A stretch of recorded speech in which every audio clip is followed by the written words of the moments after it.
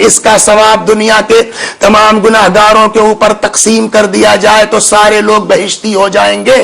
تو تم دیکھنے میں تو نہیں لگتے, تم نے کیا کیا ہے آج؟ کہتا نہیں معلوم, البتہ میرا ایک کام ہے روز کا. آج بھی میں اپنے کام سے نکلا تھا, لیٹ ہو گیا تھا, دیر ہو رہی تھی. اگر میں اپنے کام کی طرف جاتا ہوں تو وہاں لیٹ ہو رہا ہوں, لیکن پیغمبر کی ایک حدیث ہے, النظر الی وجہ علی عبادہ, علی کے چہرے کی طرف دیکھنا بھی کیا ہے؟ عبادت ہے. تو ایک طرف دل چاہتا ہے کہ کام پر جاؤں مگر عبادت کر کے جاؤں, دوسری طرف اگر ادھر جاتا ہوں تو اپنے کام میں لیٹ ہوتا ہوں. پھر میں نے سوچا جانے دو, اندر نہیں جاؤں گا, سلام نہیں کروں گا, پاس میں بیٹھوں گا نہیں, مصافحہ نہیں کروں گا, دور سے دیکھ کے ایک نظر چلا آتا ہوں. میں جلدی میں تھا, دروازے پر گیا, مولا سامنے تشریف فرما تھے, میں نے ایک محبت کی نظر ڈالی اور چلایا بس. اگر اخلاص ہے تو ایک نگاہ محبت, ایک نگاہ عشق اگر علی کے چہرے پر پڑ جائے سلام اللہ علیہ, تو وہ عمل ایسا ہے. یہاں جو آپ بیٹھے ہیں نا, اس جگہ کی عظمت کا اندازہ ہے آپ, علی کیا ہے سلام اللہ, اس جگہ کی عظمت کا اندازہ ہے. روایت میں کہ اگر کہیں پر کچھ لوگ بیٹھتے ہیں ذکر امیر المؤمنین سلام اللہ علیہ کے لیے, ذکر علی علیہ الصلوۃ والسلام کے لیے, فرشتے آتے ہیں ان کے درمیان, وہ بھی بیٹھ کے ذکر سنتے ہیں کہ اس وقت انشاءاللہ آپ کے ساتھ یہ فرشتے جیسا کہ روایات میں ہوں گے. جب محفل تمام ہوتی ہے, مجلس تمام ہوتی ہے, ذکر امیر المؤمنین ختم ہوتا ہے, یہ فرشتے واپس جاتے ہیں. آپ یہاں سے اٹھ کے جائیں گے, کہیں مجلس میں آپ جاتے ہیں, تبرک تقسیم ہوتا ہے نا, تو ہم تو تبرک اس کو دیں گے جس کو دیکھ رہے ہیں, لیکن اور جو روایت کے اعتبار سے فرشتوں کا مجمع ہے, ان کا تبرک کہاں ہے اور ان کو تبرک دینے والا کون ہے؟ روایت کہتی ہے کہ جب محفل تمام ہوتی ہے, ذکر علی تمام ہوتا ہے, لوگ واپس جاتے ہیں, یہ فرشتے بھی واپس جاتے ہیں. جب یہ اپنی بز میں پہنچتے ہیں تو کچھ فرشتے ان کے اندر سے خوشبو محسوس کرتے ہیں. کیا ہے, کون سا عطر لگائے ہو, بڑی عجیب سی خوشبو ہے. تو ان کا جواب یہ ہوتا کچھ نہیں, کہ مگر تمہارے بدن سے مہک آ رہی ہے. کہا ہم جا رہے تھے ایک جگہ, دیکھا ذکر علی ہو رہا ہے, ہم بھی اس بز میں شریک ہو گئے. یہ فضائل علی کا عطر ہے, یہ ذکر علی کی خوشبو ہے. وہ فرشتے جو نہیں آ سکے ہیں, انہوں نے جو بتایا, تو کہا بھائی بتاؤ, ہم بھی چلے جائیں, ہم بھی اس ذکر علی کے بز میں شریک ہو جائیں. تو ان کا جواب ہوگا نہیں تھا. وہ 9 سے 10 لائیو پروگرام تھا, ون کا ختم ہوا, پبلک اپنے اپنے گھر چلی گئی. اب وہاں جو ہے وہ ون والے بھی آفس بند کر کے گئے, کہا آفس تو ہے نا, آفس تو نہیں لے گئے. اب یہ روایت ہے, الفاظ میرے ہیں, نہیں کہ آپ اس میں جا کے کتابیں ڈھونڈتے پھر یہ ون کہاں لکھا ہوا ہے. لوگ چلے گئے, کل لوگ چلے گئے, وہ جگہ تو ہوگی نا, کہاں ہے, کہ وہ جگہ ہم کو بتلاؤ. اور اب روایت میں, کتاب یہاں مسافر خانے میں ہوٹل میں موجود ہے میرے پاس, اب یہ فرشتے آتے ہیں اس جگہ پر جہاں سے آپ گئے ہیں اٹھ کر کے, وہاں آ کے فرشتے اپنے پروں کو مس کرتے ہیں صرف تبرک کی خاطر. اب آپ نے اندازہ کیا ذکر علی سلام اللہ علیہ کیا ہے, کتنے خوش نصیب ہیں ہم اور آپ کہ پروردگار عالم نے ہم کو توفیق عطا فرمائی کہ ہم اس مہینے میں بیٹھ کر کے کم از کم 10 ہی دن صحیح, 15 دن صحیح, امیر المؤمنین سلام اللہ علیہ کا ذکر کریں. اور تمام عبادتوں کے ساتھ ساتھ یہ عبادت جس کو پیغمبر نے کہا کہ علی کا ذکر عبادت ہے اور تمام عبادتوں میں افضل ہے, ایک عبادت اور بھی ہمارے نامہ اعمال میں درج ہو جائے. آج آغاز کلام میں پہلے آئیے مل کر کے پروردگار عالم کی بارگاہ میں دعا کریں, اللہ ہم سب کو مرتے دم تک عاشق علی قرار دے, محبت علی پر قائم اور دائم رکھ, عشق علی میں سچا قرار دے. اس لیے کہ دعویٰ, آگے گفتگو ہماری آئے گی زندگی کیا ہے, پہلے مقدمتاً اس لیے کہ دعویٰ اور ہے اور محبت اور ہے.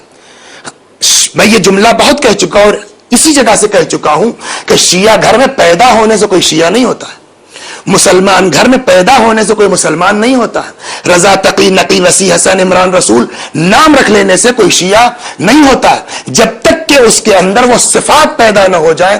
تو جو دین چاہتا ہے, جو مذہب چاہتا ہے, جو شریعت چاہتی ہے, عشق الگ چیز ہے, دعویٰ الگ شے ہے. ہمارے منہ میں زبان ہے, اللہ نے ہم کو زبان دی, ہم دعویٰ کر سکتے ہیں ہم عاشق علی ہیں, ہم عاشق مولا, لیکن اصل کیا چیز ہے, ادھر سے قبولیت کی سند ہو. جب تک وہاں سے قبولیت, اس کی قبولیت کے لیے اپنے شرائط ہے. چنانچہ ایک شخص آیا مولا امیر المومنین سلام اللہ علیہ کی بارگاہ میں, سلام علیکم. علیکم السلام. کون؟ جی آپ کا عاشق ہوں، آپ کا چاہنے والا ہوں، آپ کا محب ہوں. تو ہم تو کہہ دیتے ہیں نا محب ہے. محبت جیسا کہ میں نے عرض کیا محبت اور ہے، دعویٰ اور ہے، قبولیت اور ہے. محب ہو جی مولا، محب ہو کہ دعوے دار. اب اگر ہم یہی بات ممبر سے کہیں تو حق ہے آپ کو پوچھنے کا کہ مولانا ممبر سے بیٹھ کر کے کہنا بہت آسان ہے، اپنے بارے میں بتاؤ تم محب ہو کے دعوے دار. ہم چپ ہو جائیں گے. لیکن خود مولا اگر کسی سے سوال کر لیں کہ تم ہمارے عاشق ہو کے دعوے دار، تو مولا سے ہمت ہے کسی کی بات کرنے کی؟ سلام علیکم. علیکم السلام. کون؟ جی آپ کا عاشق محب چاہنے والا. حضرت نے فرمایا عاشق ہو کے دعوے دار. خاموش ہو گیا. مولا میں کیسے ثابت کروں کہ آپ کا عاشق ہوں؟ میں کیسے ثابت کروں کہ آپ کا دعوے دار ہوں؟ پہلے ایک بات اس واقعے سے غدیر میں علی علیہ السلام کو پہلے پیغمبر نے ان کی مولا ہونے کا اعلان کیا تھا، کوئی کسی بات کا اقرار لیا تھا؟ پہلے نہیں کہا تھا من کنت مولا ہو فہذا علی مولا. اس سے پہلے کیا فرمایا تھا؟ الستو اولا بکم من انفسکم. کیا مطلب اس کا ہے؟ دعویٰ بہت آسان. الستو اولا بکم من انفسکم، کیا میں تمہارے نفسوں پر تم سے زیادہ حق کے تصرف نہیں رکھتا؟ مطلب انسان کو کائنات میں سب سے زیادہ محبت کس چیز سے ہے؟ پہلے مرحلے میں مال سے. کیوں؟ پہلے مرحلے میں سب سے زیادہ محبت انسانوں کا سے ہے؟ مال سے. کیوں؟ کہا اس لیے کہ انسان مال اور دولت کو حاصل کرتا ہے جنت بیچ کر کے. بھئی آپ نے اس کی کھولی کیوں دبا لی ہے؟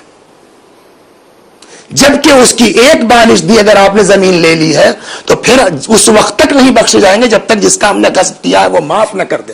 لیکن ہم اس آخرت کا خیال نہیں کرتے، بلکہ اس کی ہم نے کھولی دبا لی، اس کا ہم نے مکان دبا لیا.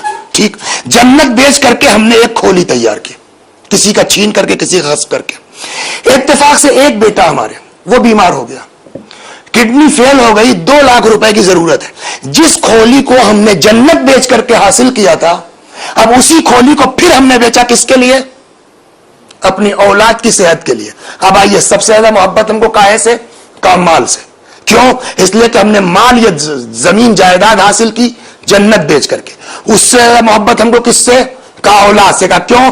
کہ جس کھولی کو ہم نے حاصل کیا تھا جنت بیچ کر کے، اولاد کی خاطر ہم نے اس کھولی کو بیچ دیا. اس سے زیادہ محبت ہم کو کس سے؟ پہلے مرحلے میں مال. اس سے زیادہ محبت کس سے؟ اولاد سے. اس سے زیادہ کس سے؟ کہا اپنے نفس سے، اپنی ذات سے. کیوں؟ چلے جا رہے ہیں، آگے آپ کا بیٹا ہے، پیچھے آپ کا باپ ہے، یا آگے آپ کا باپ ہے، پیچھے آپ کا بیٹا ہے. چلے جا رہے ہیں، اوپر سے پتھرا ہوا.